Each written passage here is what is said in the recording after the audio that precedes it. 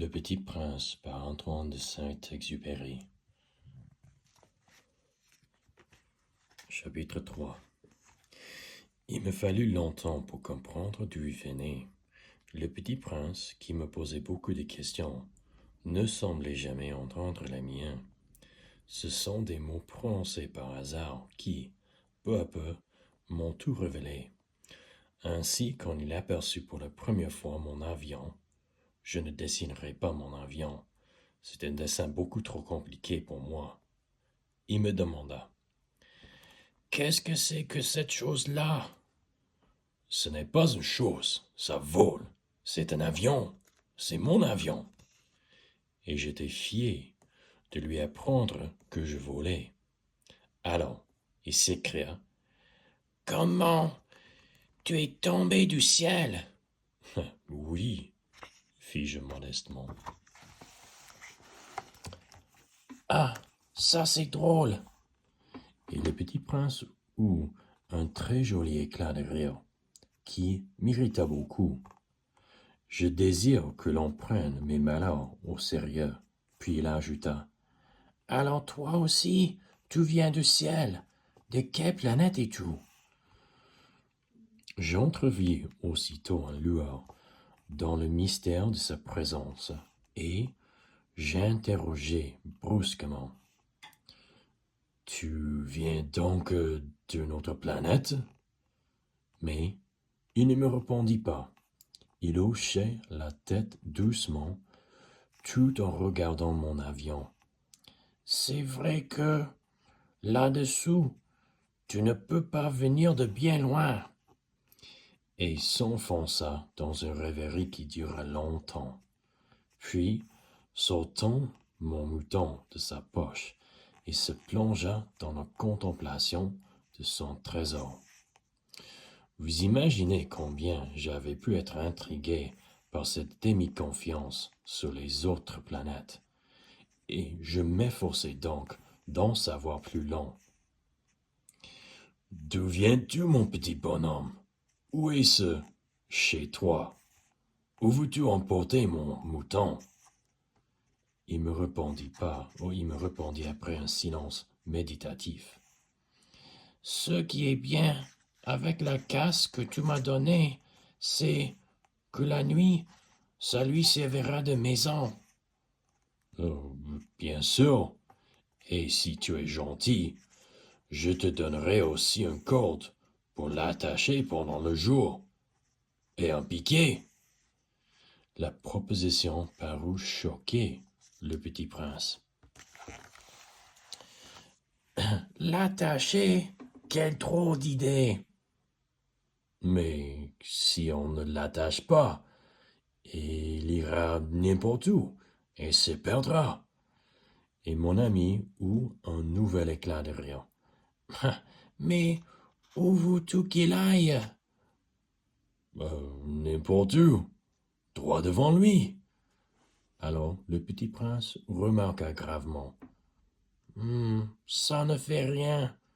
C'est tellement petit chez moi. » Et avec un peu de mélancolie, peut-être, il ajouta: « Droit devant soi, on ne peut pas aller bien loin. » Chapitre 4.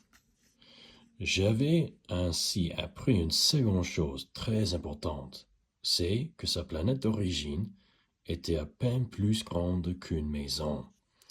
Ça ne pouvait pas étonner beaucoup. Je savais bien qu'en dehors des grosses planètes comme la Terre, Jupiter, Mars, Vénus, auxquelles on a donné des noms, il y en a des centaines d'autres qui sont quelquefois si petites qu'on a beaucoup de mal à les apercevoir au télescope. Quand un astronome découvre l'un d'elles, il lui donne pour nom un numéro. Il appelle par exemple l'astéroïde 325.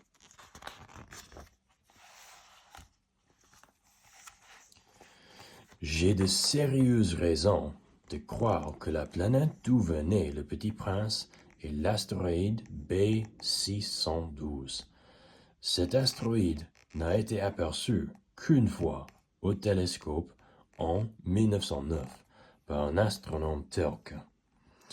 Il avait fait alors une grande démonstration de sa découverte à un congrès international d'astronomie, mais personne ne l'avait cru à cause de son costume.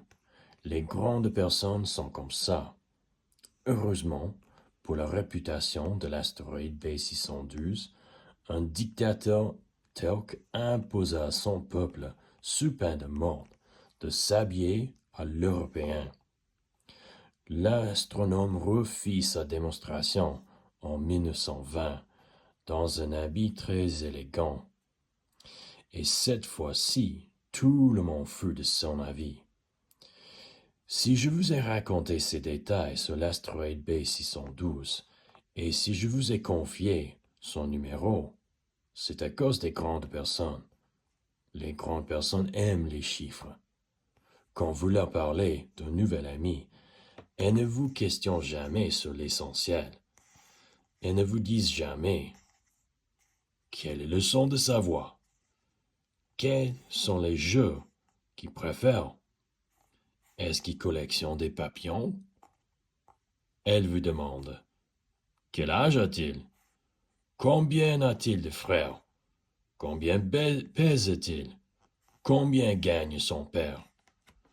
Alors, seulement, et croire le connaître. Si vous dites aux grandes personnes, j'ai vu une belle maison en briques roses, avec des géraniums aux fenêtres et des colombes sur le toit. Elle ne parvient pas à s'imaginer cette maison. Il faut leur dire, j'ai vu une maison de 100 000 francs. Alors, elle s'écrie, oh, comme c'est joli! Ainsi, si vous leur dites, la preuve que le petit prince a existé, c'est qu'il était ravissant, qu'il riait, qu'il voulait un mouton. Quand on veut un mouton, c'est la preuve qu'on existe. Elles hausseront les épaules et vous traiteront d'enfant. Mais, si vous leur dites, la planète d'où il venait, c'est l'astéroïde B612. Alors, elles seront convaincues et elles vous laisseront tranquille avec leurs questions. Elles sont comme ça. Et il ne faut pas leur en vouloir. Les enfants doivent être très indulgents envers des grandes personnes. Mais, bien sûr, nous qui comprenons la vie, nous nous moquons bien des numéros. J'aurais aimé commencer cette histoire à la façon de conte de fées. J'aurais aimé dire, il était une fois un petit prince qui habitait une planète à peine plus grande que lui et qui avait besoin d'un ami. Pour ceux qui comprennent la vie, ça aurait eu l'air beaucoup plus vrai. Car je n'aime pas qu'on lise mon livre à la légère.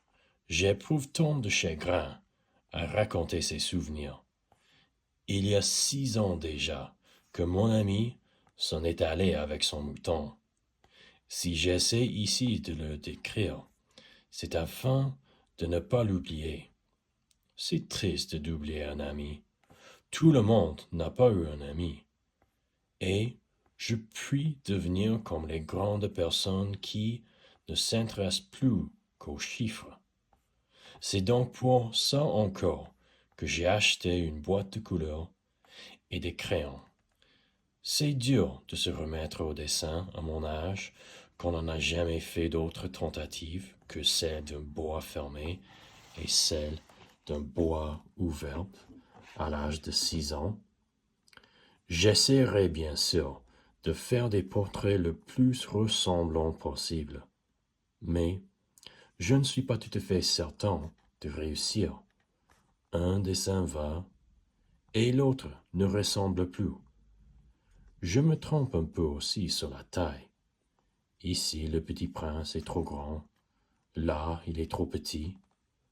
J'hésite aussi sur la couleur de son costume. Alors, je tâtonne comme ci et comme ça, tant bien que mal. Je me tromperai enfin sur certains détails plus importants, mais ça, il faudra me le pardonner. Mon ami ne donnait jamais d'explication. Il me croyait peut-être semblable à lui, mais moi, malheureusement, je ne sais pas voir les moutons à travers les caisses. Je suis peut-être un peu comme les grandes personnes. J'ai dû vieillir.